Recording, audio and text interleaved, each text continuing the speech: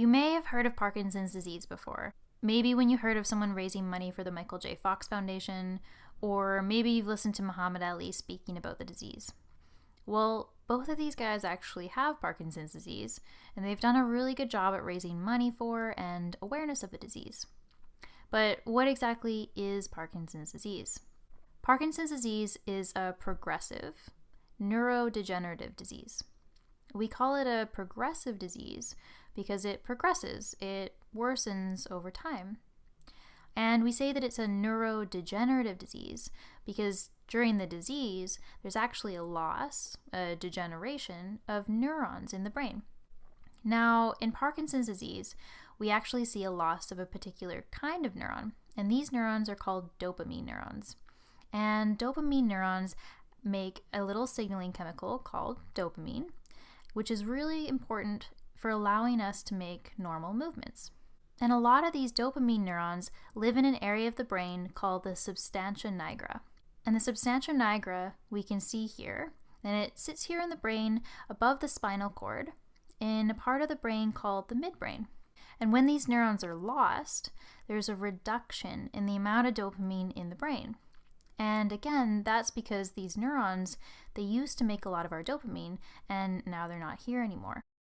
And this is the really important part, because when there's this reduction in dopamine, that's when we start to see the main movement signs of Parkinson's disease. So let's talk about these signs. One of these signs is shakiness, which can often be in the form of a tremor, maybe in the hand or the finger. A second sign is stiffness, and that stiffness is felt when the person bends part of their body, maybe the arm or the leg or the wrist. So when they're bending that body part, let's say it's the arm, the movement just isn't very smooth. It doesn't feel very fluid anymore. And instead, it actually feels really rigid. A third sign is slowed down movements. And this happens because it actually takes the person longer to complete a movement. A good way to think about this is to imagine the last time you were in water. Maybe you went to the pool or you went to the beach to go swim in the ocean. So you can probably remember trying to do a somersault underwater or maybe running away from your friends. And if you think back, you can remember that it actually took you a lot longer to do these things in water than it would have if you were on land. Well, that's kind of what it's like for someone with these slowed down movements. They can do them, it just takes a lot longer for them to do them. And the fourth main sign is problems with balance, feeling really unsteady or really unstable when standing or walking around. Now, not all patients with Parkinson's disease will have all of these problems, but most will have them at some point during the course of the disease. Now, this last one that we talked about, the problems with balance, that usually crops up later on once the person has had the disease for quite a few years. So it's actually these first three that are normally used to decide whether or not someone has Parkinson's disease. And all these main movement signs together actually form a symptom complex called Parkinsonism or Parkinsonian syndrome. So that means that Parkinson's is actually a disease that causes Parkinsonism. And there are a few other neurodegenerative diseases that can cause Parkinsonism, this symptom complex that we're talking about. But Parkinson's disease is the most common. So because of this, we often call Parkinsonism caused by Parkinson's disease primary Parkinsonism. And then we often call Parkinsonism caused by other neurodegenerative diseases secondary Parkinsonism. Now, Parkinson's disease doesn't just cause Parkinsonism. Remember that this is a disease of the brain. And when things break down in our brain, our master control center, there's often more than one kind of symptom. People with Parkinson's disease can also experience psychiatric problems, such as depression, cognitive problems, such as memory loss and trouble with concentration, and lots of other non-movement symptoms. This can include problems with their sense of smell and problems with their sleeping patterns. And the causes of Parkinson's disease are actually largely not known. For the majority of cases, we actually don't know what triggered the disease. So we call these cases idiopathic. Idiopathic meaning that the cause is unknown. And while in the vast majority of cases there's no family history of the disease, about 15% of people actually do have a family history. And for these people, their Parkinson's appears to be caused by a mutation in one of a few different genes. And depending on which gene is the culprit, a mutation can either cause Parkinson's disease or it can increase a person's chance of getting Parkinson's disease.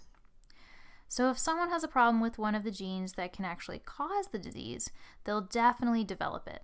But if they have a problem with one of the genes that can increase the chance of getting Parkinson's disease, they may or may not develop the disease. But they are more likely to than someone who doesn't have the mutated gene. So genetics are the culprit once in a while, but again, most of the time we don't know what caused Parkinson's disease. But despite this, there are some risk factors associated with developing the disease. And a risk factor is something that increases your chances of developing a disease. So you could say that having a certain gene mutation is a major risk factor for Parkinson's.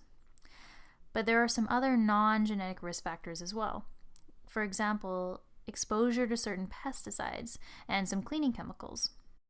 Older age, so once you get to about 60 years old, your risk of developing Parkinson's disease increases, and it continues to go up with each passing year. So as well, we have a history of concussions as a risk factor of Parkinson's disease, and gender. So for some reason, we're not entirely sure yet, men are a bit more likely than women to develop the disease. And another risk factor is regularly breathing in heavy metal particles, like copper or manganese or lead. So maybe if you've lived in an industrial area where those might be found in the air. So again, these are risk factors for Parkinson's disease, which means that they're associated with a higher chance of developing the disease. So the treatment of Parkinson's disease will normally involve medication to help deal with the movement symptoms. And to do that, the way that many of these medications work is by replacing or increasing dopamine levels in the brain. Because remember, our dopamine-producing neurons have degenerated during the disease. And for some patients, the medication works great. It may be all that they need to minimize their symptoms. But for most patients, after they've had the disease for several years, their medication just doesn't really cut it anymore. So when this happens, they may have surgery to help deal with their symptoms. And the goal of surgery is to inactivate areas in the brain that are causing their movement problems, like that shakiness or stiffness that we talked about earlier. So this brings us to the long-term outlook for someone with Parkinson's disease. Well, unfortunately, Parkinson's disease is a progressive disease, so the disease will continue to develop over the years after diagnosis is made. While none of our current methods are able to stop the disease, medication and surgery can be really helpful for managing the symptoms and making sure the person with Parkinson's disease has a high quality of life for as long as possible. I just want to mention a common misconception that can crop up when we hear about Parkinson's disease, which is that Parkinson's disease only occurs in older people. So while it is true that the average age of diagnosis is around 60 to 65, about 5 to 10% of patients are diagnosed before the age of 50. So this is often referred to as young or early onset Parkinson's disease.